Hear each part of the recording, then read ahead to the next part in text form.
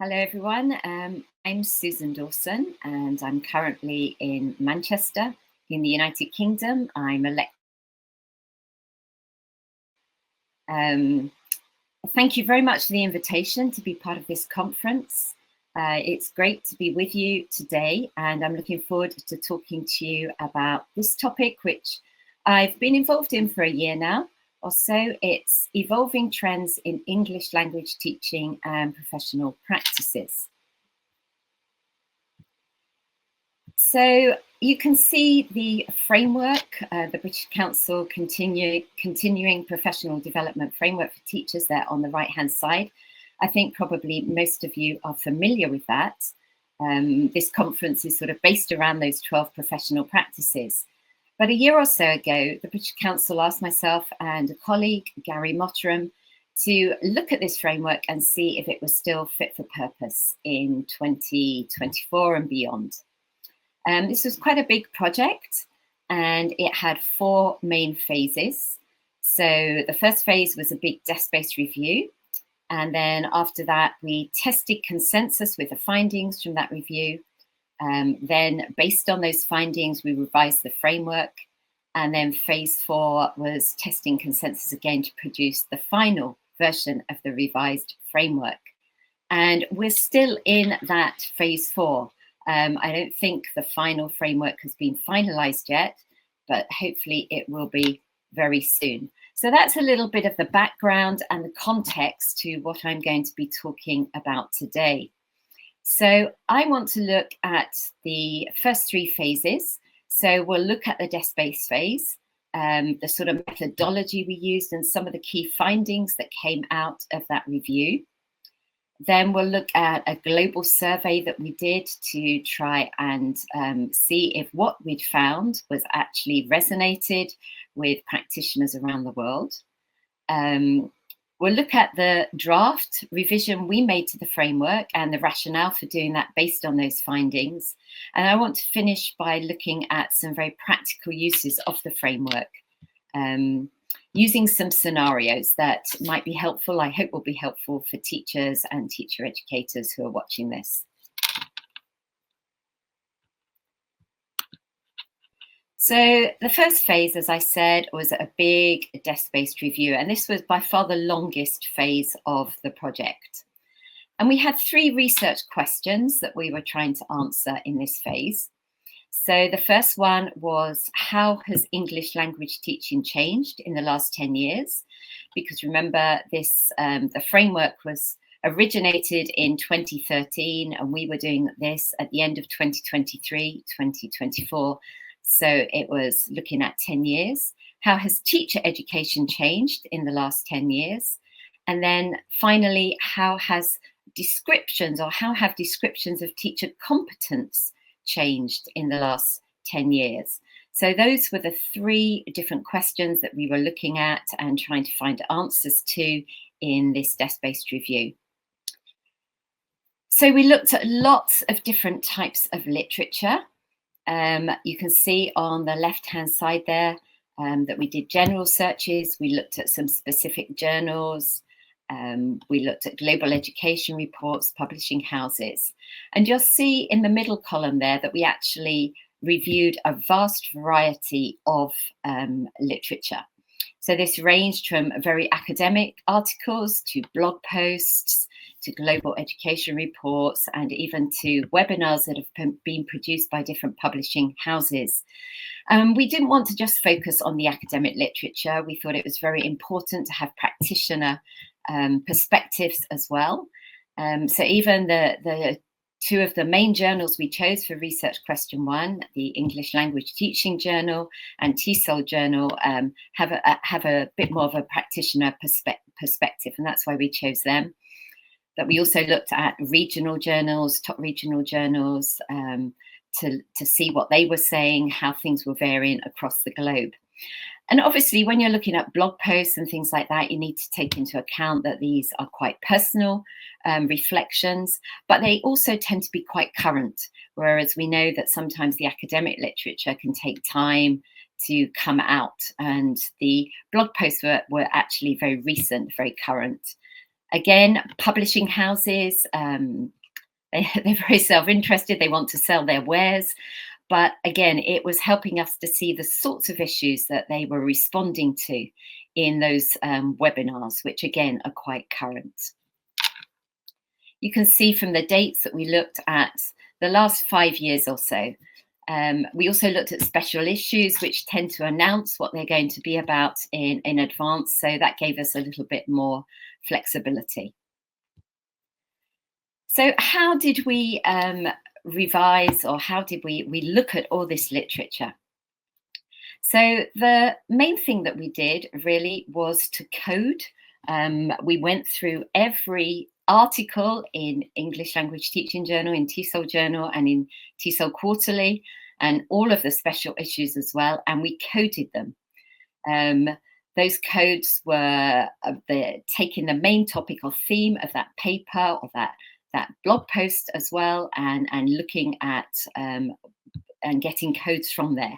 And then what we did was really amalgamate those codes into themes. So for example, reading, writing, speaking, listening were all amalgamated under skills. And then we began to map those themes to the professional practices in the current framework. So you'll see here, for example, that the theme multiple language use in English language teaching was mapped to using multilingual approaches in the framework. Digital technologies and everything that involved was mapped to integrating ICTs in the framework. And then what we did was that we created these heat maps, and this is what you have an example of here. So we looked at how many articles were coded under that theme, and we counted really the numbers of articles that were being produced under that theme. So you can see here, for example, that multiple language use in the ELT, we have 17 articles in 2023 under that code. 9 in 2022, 11 in 2021, 17 in 2020, 10 in 2019, with a total of 64 articles in total coded under that theme. So that enabled us to create these heat maps and see the sort of articles or the sorts of topics that had more research papers or more posts on them. So multiple language use in ELT was the top theme with 64 articles in total. You have the top 5 here. Digital technologies had 60, inclusion 47, vocabulary and lexis 42, skills 37. And then we have the bottom 2, policy and grammar. So there were very few articles about those different themes. Where we have higher numbers, often that was because there was a special issue that accounted for a lot of articles on that topic. So what did we find from all this? I don't think that we found anything really new, but what we did find that there were certain areas that there was a lot more importance attached to them.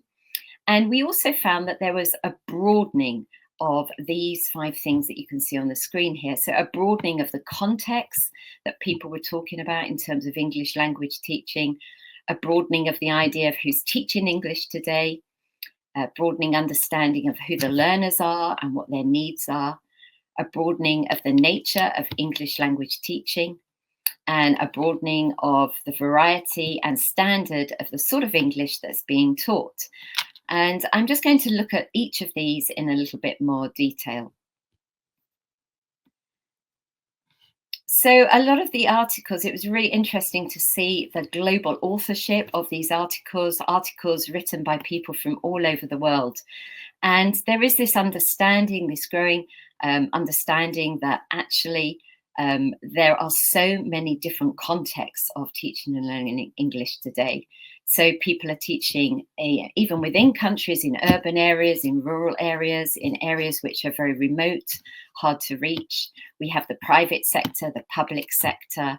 A lot of learning now is taking part online. More and more hybrid learning as well, that mix of online and face-to-face. And then, of course, the traditional or more traditional face-to-face context as well. And there's also growing awareness of teaching and learning in very complex contexts. So there's a lot of conflict zones, for example, refugee camps, areas of natural disasters where teaching and learning is taking place. And then, of course, the pandemic caused an extra complexity. So lots of information, lots of articles written about these different contexts. Also, this broadening of who's teaching English today. So I think there's always been an awareness that most teachers in the world are actually not native speakers, but we are beginning to see more and more of a shift away from a focus on the native speaker as the model, and a growing awareness. There's still work to be done, but that most teachers in the world are actually L2 speakers, and many of those teachers are multilingual themselves. There's also this shift to recognize that much English in the world is being taught by subject teachers. These are people who are teaching subjects like geography or history through the medium of English, and perhaps haven't actually been trained as English language teachers, but are having to teach in English. So there's also an understanding, or a broadened understanding, of learners. English is becoming, more and more countries are introducing English and making it compulsory in primary school, even in kindergarten. So a lot of our learners today are much younger than they were before. There's also an awareness that many learners themselves are multilingual, and they come with very different linguistic resources, and it's how can we use those and capitalize on those in the classroom.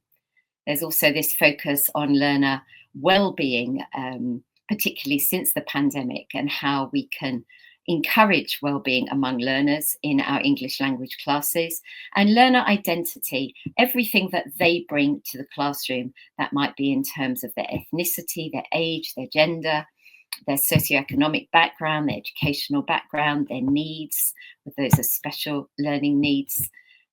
So this broadening understanding of learners, we've sort of moved away from looking at how people learn, learning strategies, to much more complex topics. This broadening of the nature of English language teaching as well, and this was perhaps the largest part of the review. So we see that English is still being taught as a subject in many parts of the world. So we have English as a foreign language, English as a second language, English as an additional language in the UK, America, places like Australia. But there's also a real growth in English medium instruction, and in content and language integrated learning, that's CLIL. So as I said, many more subject teachers teaching through the medium of English. There's also a growth in, continuing growth in communicative language teaching and task-based language teaching. Communicative language teaching in particular is forming more and more a part of national curriculums, but a lot of the research papers, especially the regional ones, that say that there's quite a piecemeal sort of attempt to actually integrate that into curriculums, and a lot of teachers don't actually practice it in the classroom. Real growth in digital technology, ICTs, particularly since the pandemic. I don't think that's probably surprising. And all of these things have an impact on pedagogy and on methodology. So we have multilingual approaches becoming more and more popular, things like translanguaging, and how learners can use all the languages at their disposal in the classroom to communicate. And this feeds into things like inclusion, equity. There's also thinking around how we can tackle global issues in the English language classroom, things like sustainability, things like social justice, and then how we can develop these growing 21st century skills or transferable skills in our learners. Things like employability skills, critical thinking, critical literacies, critical pedagogies, all of these things are becoming more and more, or are growing in the literature. And then finally, we have this broadening of the variety and standard of English being taught today. So again, this move away from the native speaker English's, native speaker standards, and people are looking at how we can teach English as a lingua franca or English as an international language. There's talk about global Englishes and even local Englishes, which are relevant to particular contexts. So that's the findings of research question 1. So in terms of research question 2, we used a very, very similar methodology. So we made heat maps similar to those ones I showed you before. We looked at review articles, frameworks for continual professional development that people have looked at lots of different themes coming out of the literature. We triangulated all this with relevant articles in some of the ELT journals, and we looked at webinars from publishing houses as well. So this is one of the frameworks that we looked at. This is from a book that researched or explored CPD globally, language teacher CPD globally, and came up with these things, these principles that all language teacher CPD should focus on. So we have the red one there, teaching expertise. That's very much the nitty-gritty of what teachers do, classroom practice, what they do in the classroom. And also critical pedagogy is there, becoming aware of who benefits and how they benefit and why they benefit in our classrooms, and who might be left behind and why they might be left behind in terms of what we're doing in the classroom. Then the green ones, there's more this focus on the teacher themselves as well. So reflective practice is very common in the articles, in the research articles, in the journals. Teacher autonomy and fostering that so that teachers feel that they can make decisions about what they're teaching and how they can teach. Getting teachers involved, encourage them to be involved in policy, in institutional change. Again, that leads into autonomy, and then advocating professional learning in communities of practice. So really a growth in the focus on the teacher, on their learning, and on their development. Then a focus on students' learning as well, particularly in terms of things like active learning, task-based learning. And then again, this idea of context, and that all CPD should be context sensitive and relevant to the practitioners who we're aiming at. So that was one of the frameworks we looked at. And another one slightly different. This is a project that looked at all of the research articles in system up to the year 2019, and then chose sort of 10 articles that represented these sort of 4 key themes that came out of that.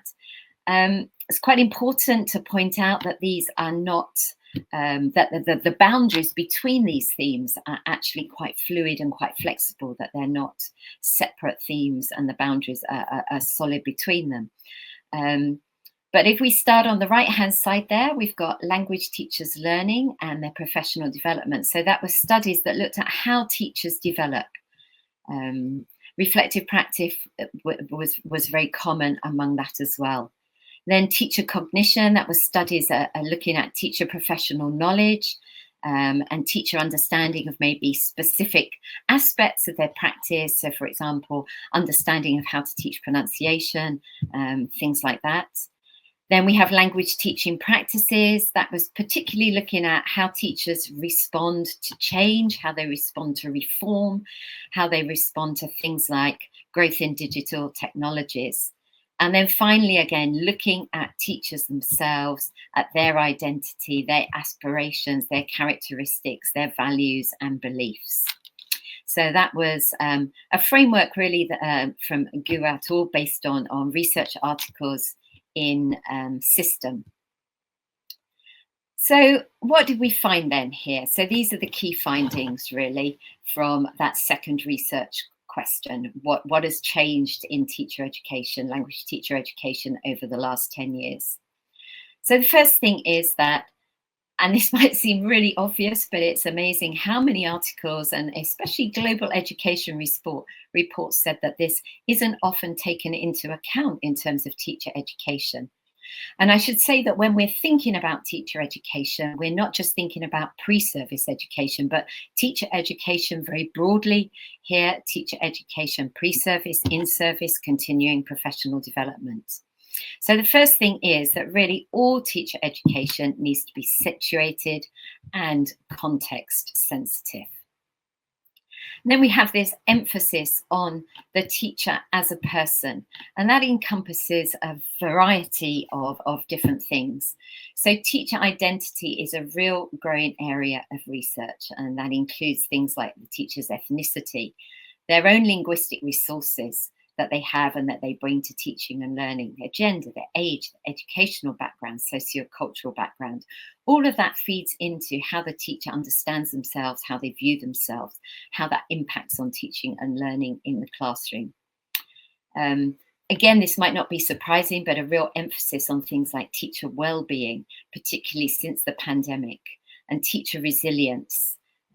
Feeds into things like how teachers can keep going for the long haul, keep growing and keep developing in among all the stress and everything else, which seems to be so much a part of a teacher's life today. Again, this idea of multilingual teachers and look at translanguaging pedagogies and practices and how they inform what we do in the classroom. Teacher as a knowledge generator. So this is quite interesting. So teachers traditionally have been seen as receivers of knowledge. So it's the experts in the universities or in the publishing houses who are the ones who are generating the knowledge and telling teachers what they should be doing. But now there's a real move, a bottom-up move to see teachers as knowledge generators, with a particular emphasis on things like classroom research. So we have lesson study, action research, exploratory action research, reflective practice, huge growth area in these sorts of things. And this all links and connects to ideas of agency and autonomy, and the teacher feeling that they have that control over what they're doing, maybe in their classroom. Teacher as a lifelong learner. This realization that teachers don't actually learn everything about teaching and learning in pre-service education, but actually they continue to develop and learn throughout their whole careers. So we have a lot of communities of practice developing in different countries. Also the idea that the learner too should learn how to be a lifelong learner, and that the teacher can be a model for the learner there. And then we saw as well this need for teachers to grow in expertise in various areas, particularly in digital technologies and critical digital literacies that's connected to that teachers need to develop their assessment literacy. And also we need to try and deepen teachers' understandings of what it means to be inclusive. So those are the key findings from research question 2. So in terms of research question 3, and I'll deal with this a lot more quickly, we were looking at changes to understandings of teacher competence. So we looked at various language teacher competence frameworks that are out there. And there is no universal framework that works for all teachers everywhere. There's quite a lot of specific frameworks, for example, frameworks around digital competencies, frameworks for primary school teachers. And quite interestingly, not many of the frameworks, or very few of the frameworks, actually define what they mean by teacher competence. And the British Council framework doesn't even use the word competence, it uses professional practices, which personally I think is very nice. But we did see from all of these frameworks that teacher competence is something that's complex, it's dynamic, and it's action-oriented. And it's not just about knowledge, it includes knowledge and skills, but also a teacher's values and attitudes. And we also saw that some of these competencies are generalizable to all teachers everywhere, but quite a lot are actually individual and also context specific. And Anderson has written a really interesting book that looks at teacher expertise in the Global South. And this is where we see maybe that some competencies are context specific. So he talks about, for example, flexibility being a really key competence for teachers, for many teachers in the Global South, because things change so much. So maybe timetables change, student attendance changes. And so teachers need to develop this competence of flexibility. Whereas other competences, such as, for example, using group work, might not be so relevant in those contexts. Things like digital competencies, again, might not be so relevant in certain contexts. So that's the findings for phase one. I don't know if any of those things were new to you, or whether you thought they were interesting. But what we wanted to do was test consensus with those, with actually people who are on the ground. So see if the findings that we found from the review actually resonated with practitioners, both teachers and teacher educators on the ground. So we designed a survey with the aim to test consensus, looking for things that we might want to add to the framework. This was quite short, it was quick to answer, about 10 minutes, and it was mostly multiple choice or a tick all that apply type survey. All the questions included in your context. So we wanted people to respond what was relevant with what was relevant to them in their particular context. This was distributed very widely through the British Council email list. It also went on to various Facebook, WhatsApp and Telegram groups. Quite a lot of those were based in sub-Saharan Africa. And we had 1,037 valid responses from a total of 115 countries. So I'm not going to look at all of the results of that.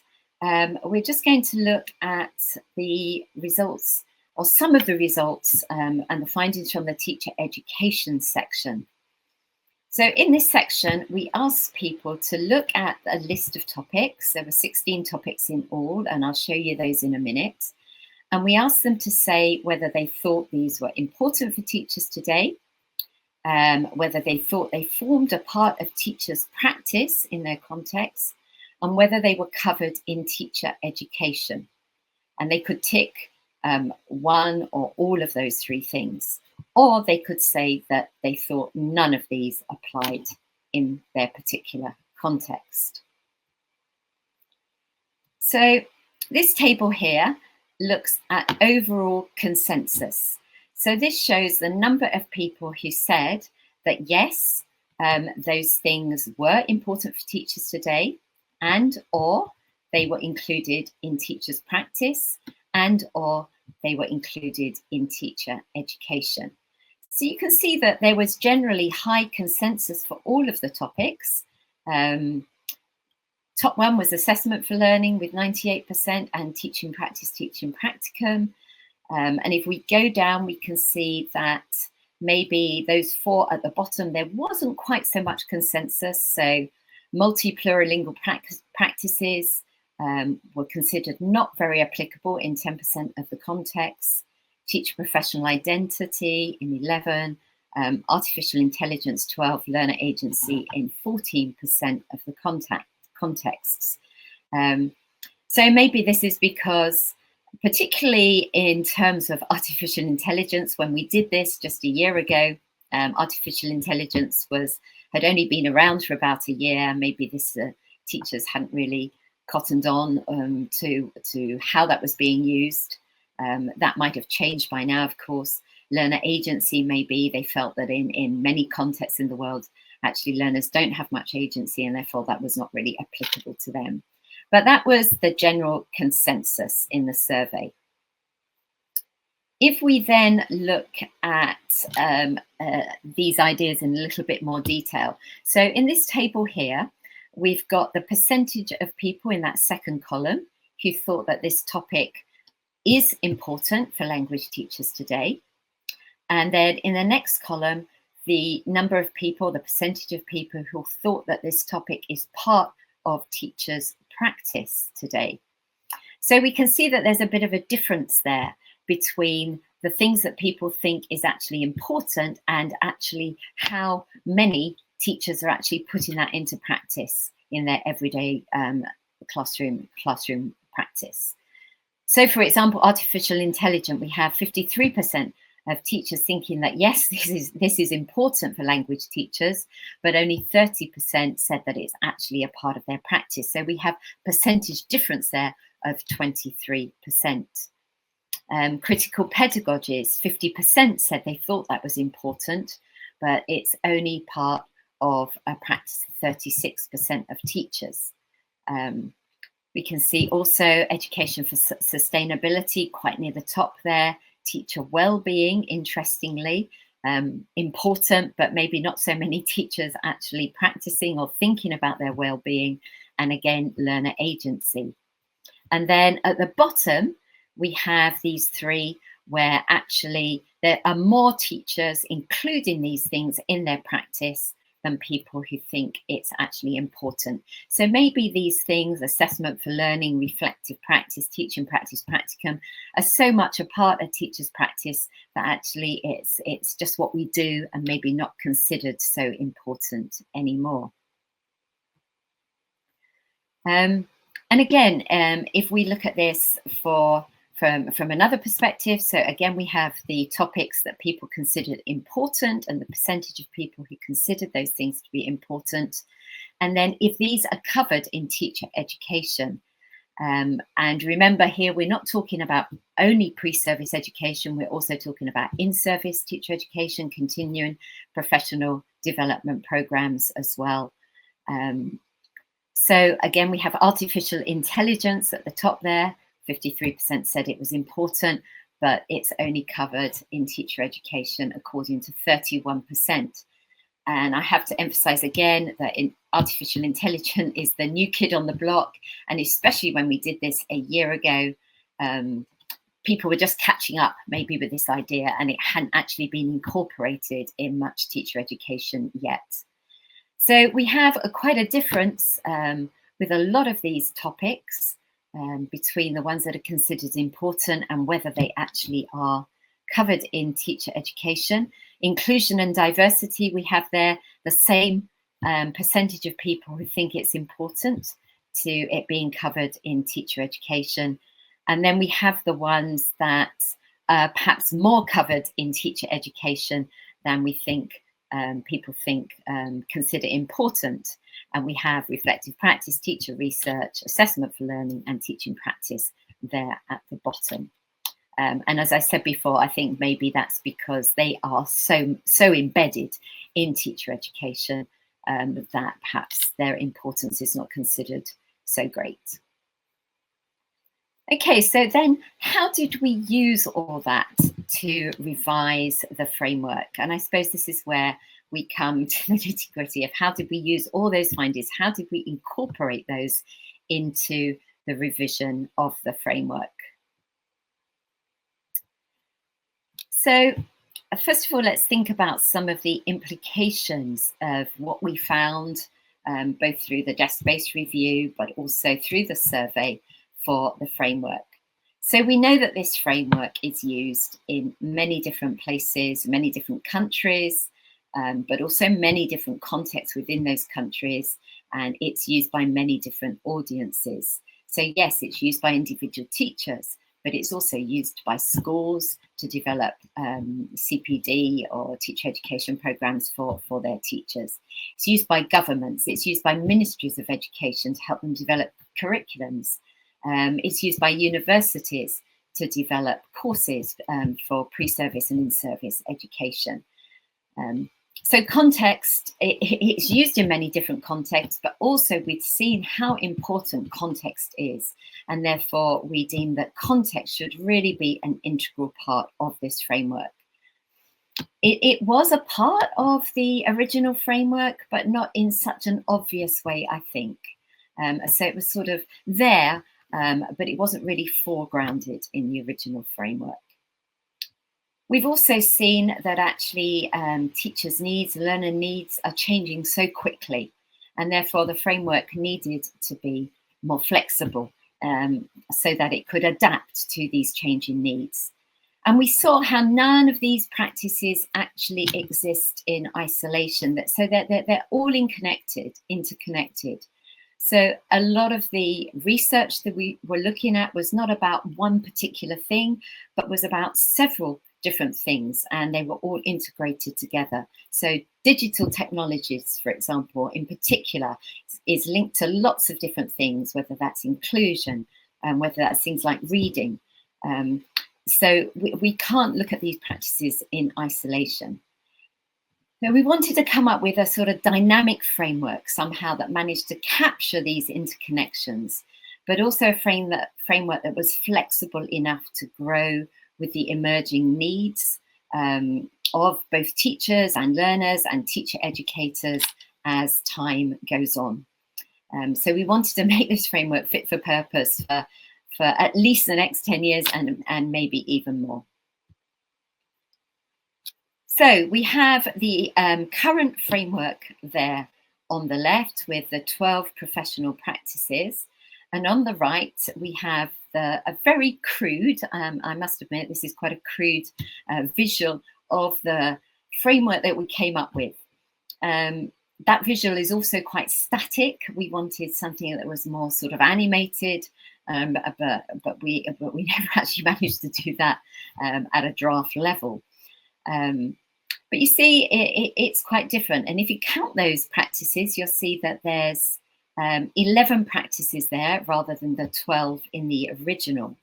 So we lost managing resources from the original framework and integrated that into planning lessons and courses. And we also lost understanding educational policies and practices from the original framework, and those were incorporated into understanding my context. So if we just look at that revised framework, this very initial draft framework that we came up with, and how we organized it and why we organized it in the way we do. So at the center there, we've got knowing the subject, which was part of the original framework. Knowing the subject includes knowing the language, knowing the English language, but it also includes pedagogy, understanding of pedagogy. And we also recognize that each of these other professional practices has its own subject knowledge base that is worth exploring. So it's not that that is more important than any of the other practices. There's no hierarchy here. It's just that we put that in the middle because it feeds into everything else. And then the green circle around the outside. This, as I said, we wanted to foreground the idea of context. So understanding my context became part of that outer circle, but also understanding and developing my learners with a focus on them, on how to increase their well-being, how to help them to develop as lifelong learners, understanding their needs in the classroom and how we can adapt our teaching and learning to help them really develop and increase their proficiency in the language. And then also understanding and developing my own professional identity, which, as I've said, was a big part of the literature, big finding from this review. And those three different practices form that outside circle. And then the blue ones are really the sort of more core practices, if you like, the nitty-gritty of daily teaching and learning. So planning lessons and courses, managing the lesson and assessing learning. All three of those were in the original framework, but we sort of grouped them together using this blue color. And then the red or orange ones, whichever color that is, those sort of extend those core practices, those feed into those core practices.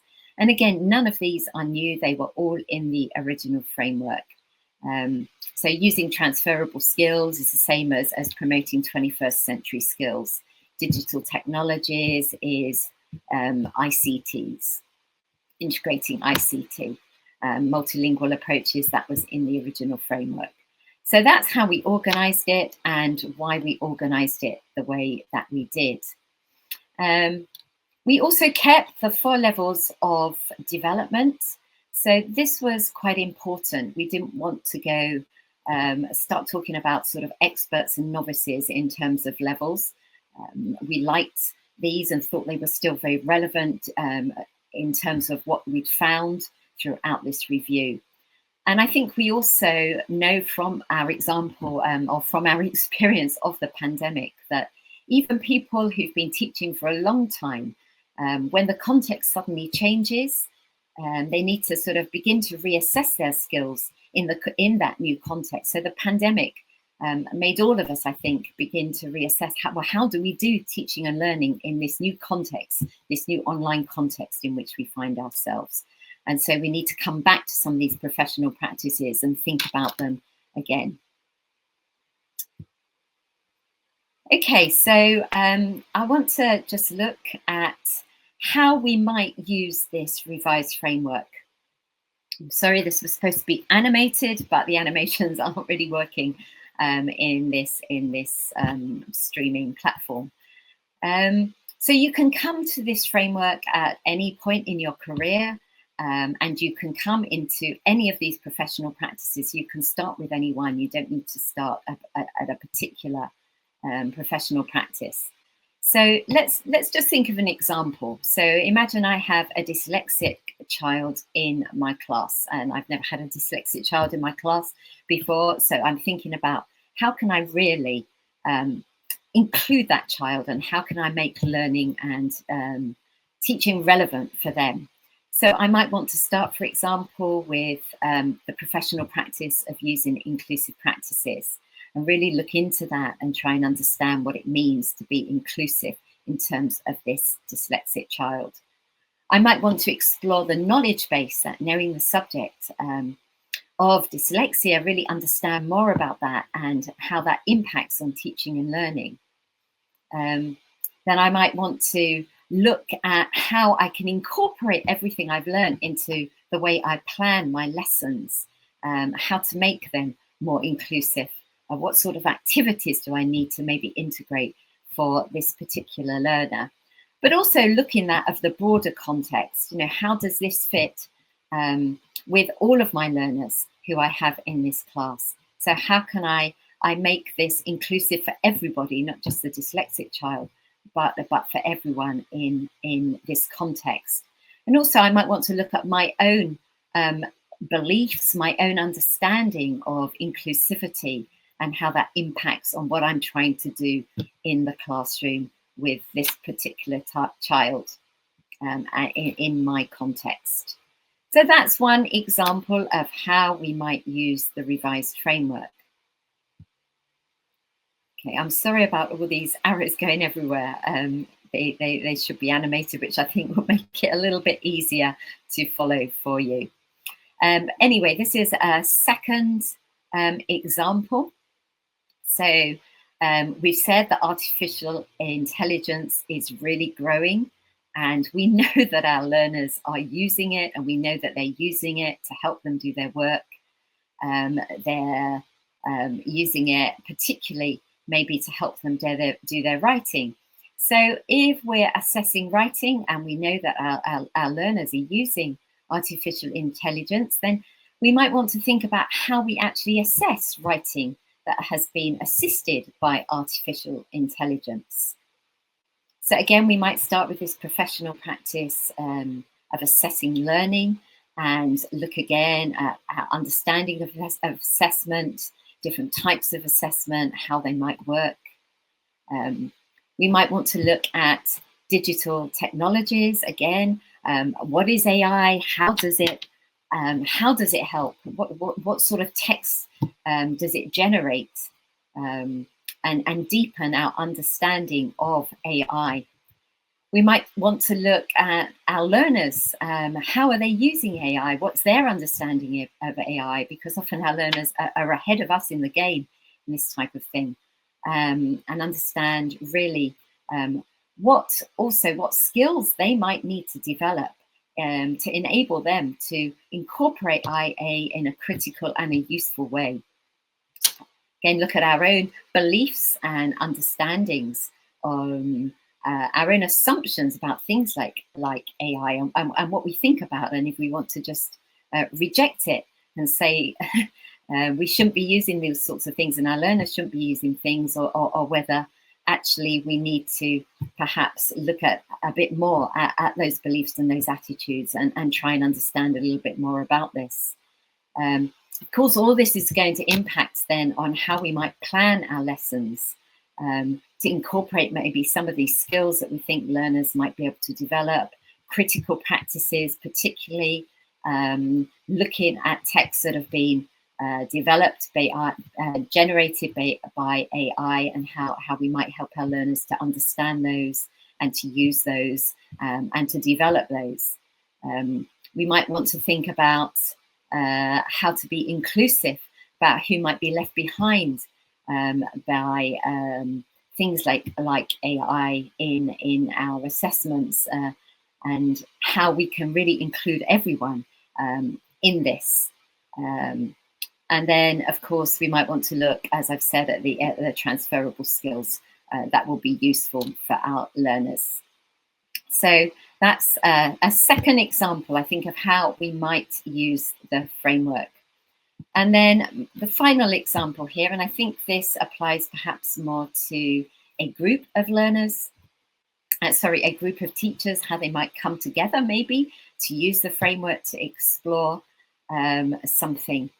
And this is in the case of perhaps a new educational policy, something maybe that the government or the education ministry has asked us to incorporate. It might come at school level, something that we are being asked to do. And we know from the research that often teachers don't really feel much ownership of these new policies and changes, and maybe they're really not sure how to incorporate them. Often they haven't had a lot of training, and so they're not really sure, they're not very confident about using them in their classes. So perhaps a group of teachers might want to come together and use the framework to explore a bit more, starting with their context and maybe why this is being asked of us, how it relates to our context. Because context, we're not just talking about our own classroom, that micro context, but the sort of broader context as well, the school context, the regional context, maybe the national context, even the global context. We might want to look at the knowledge base for that new educational policy and explore, maybe work out where perhaps we have gaps in our knowledge and what sort of things that we need to explore and develop. Again, how does all that then, once we've understood more about this new policy, this new practice, how do we incorporate that into planning lessons and courses so we can go to that professional practice, look at the different criteria there. And finally, perhaps how we might use digital technologies or all of these practices in that red triangle there and how they might be impacted, might impact on that new policy. So I think then that I've said what I want to say now. I think I can safely say that the finalized framework, and it looks very different as far as I understand from that draft framework that I've shown you, I think it is on its way. I think the report is also on its way, so you'll be able to find out a lot more detail, everything that I've talked about today in that final report. We hope that you find it useful and that you can really use this over however many years to come to be able to help you develop in your own personal development, but also as communities as well. And so thank you very much for listening, and I look forward to your questions.